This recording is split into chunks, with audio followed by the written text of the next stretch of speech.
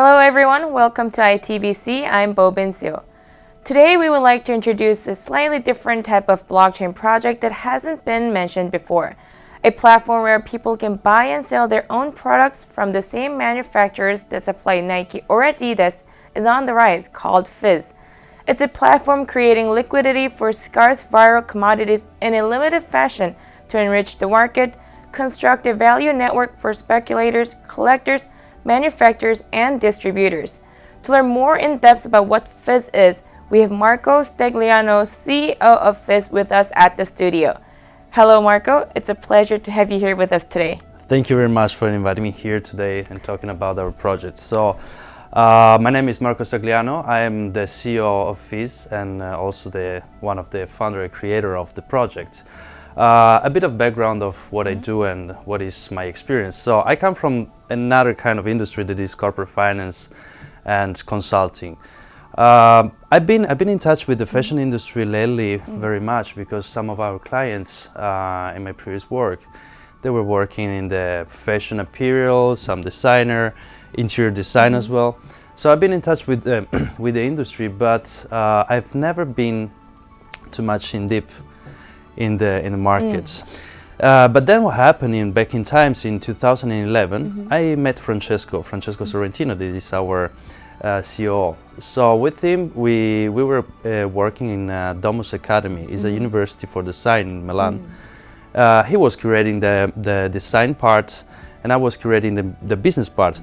And this is where, let's say, that Fizz project first born, because we wanted to add something in the market that was a little bit sparkling, you know. So right. in Italian, sparkling, it's frizzante. That's why Fizz, because it's kind of onomatopoeic. Right. So let's say that is the crossing of what is the creativity of the design and what is the financial tool that you can deploy into the industry.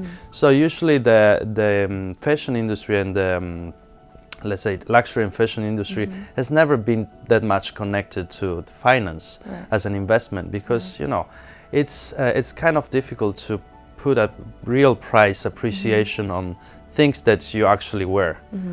But on Fizz, our goal is to create liquidity in a market that has been in the latest year very exclusive. So limited access to let's say compelling products. And so what's kind of unique about Fizz, or what's different in this ecosystem compared to others in the market right now? Sure. So you got a lot of other, not a lot, but other platforms like Double Trouble, StockX, Goat. All those companies, actually what they do is they provide secondary trading. So one of the main concepts of secondary trading in like trading of sneakers, let's say, is that the possession comes over the physical, the ownership is come over the physical possession of the assets. So the main problem is once people start trading those shoes, logistics come in place, and there are costs, inefficiency. So we tried to make it simpler. So what we said is, okay, we use blockchain technology to connect a certain certificate that will be the semi-fungible token (SFT) to the ownership of the shoe, or a particle of the shoe, a fraction of the shoe. So through this mechanism, we don't need to ship the shoe. If you want to take the shoe, if you want to wear it, you can collect all the token that belongs to that shoe and get it shipped through Fizz, because we also like operate as the other platform operates. So here comes the universal access that we offer to our customer base. Because if I want to buy a EZ 350 or EZ 700, I need to have first taste. I need to know the market. I need to know which product to buy. but also I need to invest my money. So I need to understand the market, but also I need to invest. So with $300, what can I do? So if I can buy a piece, like a percentage of different shoes of different collection, I can make more investments, so I can make it worth more the $300 that I invest. This possibility with other platforms is not offered because they don't have connection with this technology, and also they don't have access to exclusive. Maybe they don't have access to exclusive collection. And I've heard something called the SVC in your platform called scarce viral commodity. I'm not really aware of this. Can you elaborate on what this is, or what's considered a scarce viral commodity? Sure. So scarce viral commodity is a product that is artificially produced in a scarce quantity. So let's take an example. Supreme, when it makes a collection of sneakers, they make 1,000 pieces. One of the things that's made me elaborating this project, it was when there were the first version of Zz, and Francesco told me, oh, you know, I'm connected with all the retailers here, and I got it this new model in advance. But there are 400 people queuing, and the retailers said, okay, we have only one rule. To all Asian customer, we give one pair only, because they're gonna resell it in their own country. So we don't want, like, it's already scarce, it's already limited, and then if they get it all the stock, we don't have anything. It's because you artificially create something that you know is gonna be hype, and people will want it. When you want to create hype, you make it in a limited edition, and you then make a lot of marketing out of it. And I know I've noticed there's something called the template. I was wondering what the relationship is between template and Fizz. So we can say that template is the version 1.0 of what Fizz will be. Fizz platform is, let's say, a platform that could be integrated with all other secondary market platform. Template is one of the platforms that best fits our needs, because they have the same vibe that we want to recreate in the markets, and they have already access to most of the brands. So let's say that we took the inspiration from what template is doing, and we evolved the model, connecting with the blockchain technology, and also creating a way in which we can really let people be the makers. And speaking of blockchain, I was wondering, how does Fizz fit in with blockchain? How is it integrated? Yeah, so what we have is two types of token. We have the Fizz token, that is a ERC20 protocols token. That is essentially like a stable coin, let's say. It's the coin that you use to enter into Fizz ecosystem. To place a bid, to vote for a collection, you need to have, and you need to put as a collateral your Fizz coin. Your Fizz token, sorry. So on the other side, we have the so-called semi-fungible token. Semi-fungible token are built on top of ERC 1155. That is another protocol, always in the same family of Ethereum protocol, but that allows you to split your token in different subdivision of token. So why is that? Because if I take a collection of shoes, let's say the Air Jordan, and then I tokenize it, and I do the ISO, that is the initial shoe offering. So I tokenize, let's say I have 100 pairs, and I issue out of these 100 pairs 1,000 tokens. So every token is 1/10 of the shoe. These tokens will have their own market trends. So if the price of the shoe will skyrocket, the token price will raise accordingly.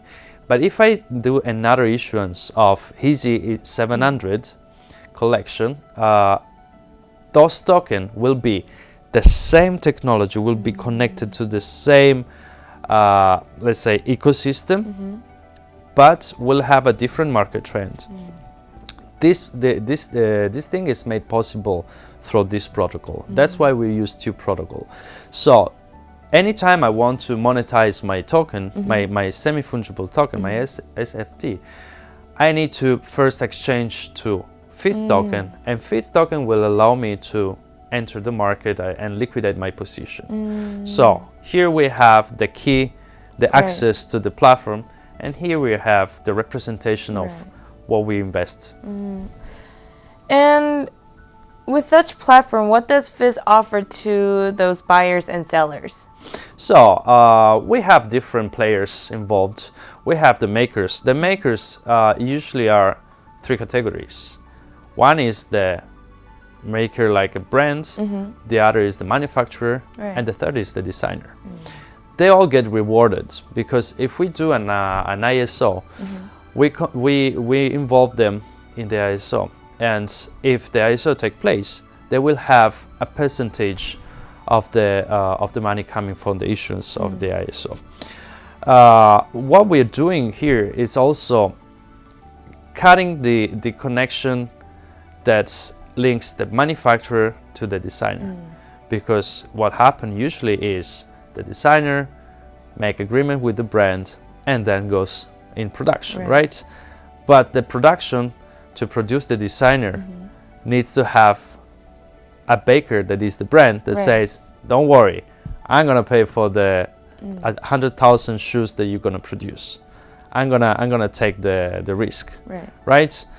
What we do in Fizz is we let the audience vote for this kind of collection, and if they vote, of course we can involve the brand, but let's say that we give less incidence in the action to the brand, and we focus more on people wills and the designing part. So that's why we say be your own maker, because you can really put yourself and adding value to all the process, all the making process.